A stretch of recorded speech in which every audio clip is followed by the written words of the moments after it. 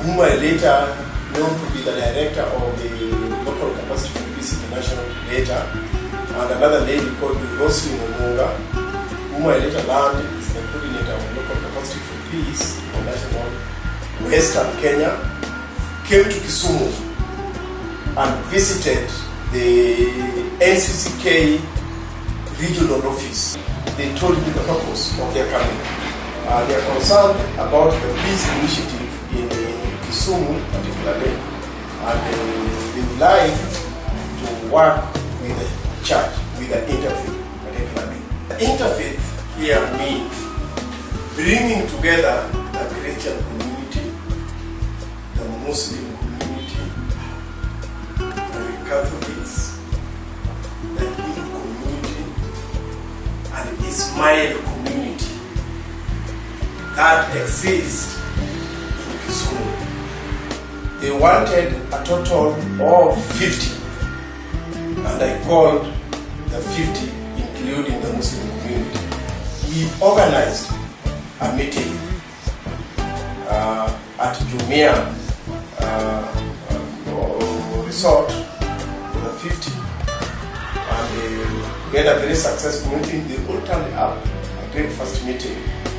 Millicent gave us the background of that meeting, with the backing also of Roslyn. We said, yes, peace is a very important thing in Kisumu. They were really concerned about the picture Kisumu has. All of a sudden, we bought that vision, and we said we must work together to save our city from negativity. The goals and objectives that we had in mind: one, key, how we achieve peace in Kisumu. Two, for us to achieve this peace, where or what are the challenges? The objective to achieve this peace, how do we bring the hostile areas into the focus of Kisumu? How do we get the police, because this was a serious challenge. At that time, the security apparatus and the youth were not seeing eye to eye.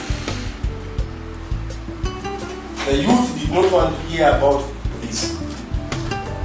Whenever they see police, it is war.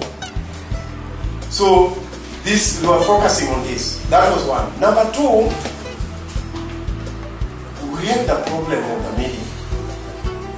How do we use the media so that we also bring them on board that when they put to the public, to the international community, that Kisumu is a city of God, what message are they sending out? Are they forgetting they are part of the citizens of Kisumu? As a result of that, the Local Capacity for Peace International sat together and identified 6 hotspot areas. And the 6 hotspot areas were Nyalenda, Bunga, Ndele, Tunglu, Car Wash, Baspa. This was extended to places like Ahero where they worked. So in each of these hotspot areas, they were also asked to nominate 50, each and every one of them. And a meeting was held in all the 6 hotspot areas. And in each area, they were also asked to nominate 8. And the 8 were asked to nominate the chairman. And it was homegrown. The leadership picked were homegrown because they nominated them themselves. Now, I do remember Kondele and the Car Wash were allowed to expand their number from 8 to 20 because of the high demand. Knowing very well, whatever happens in in this country, or in Kisumu, or in Kibera there where the beginning is Kodele. So Kodele was very key to us to contain. So we got all this and we got their leaders and we came together. Lastly, we had to get the media. We asked them to get 50 of them, to get even the freelance.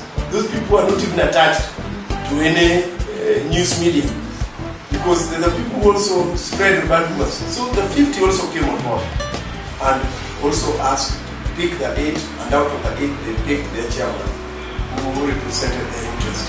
Having done that and identified those lot, now we had the security. And the security, we had 2 categories. We had the police and we had the provincial administration. We had a meeting with the provincial administration, that is the EC of Kisumu East, who was very instrumental, and people were concerned.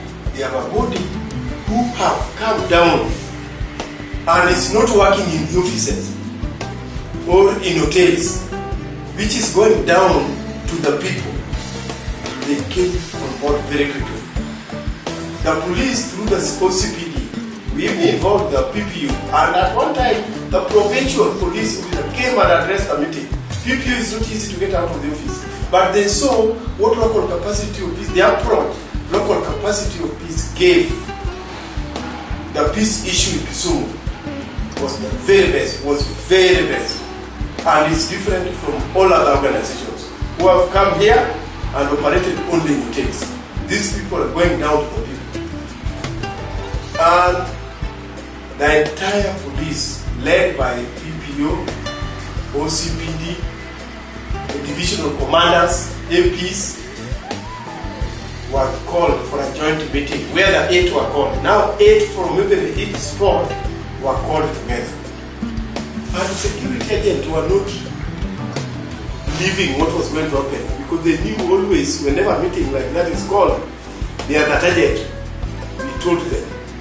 The local, the ladies, the young lady, I paid tribute to the Millicent and Rosalie. They said, Bishop, you will let this thing.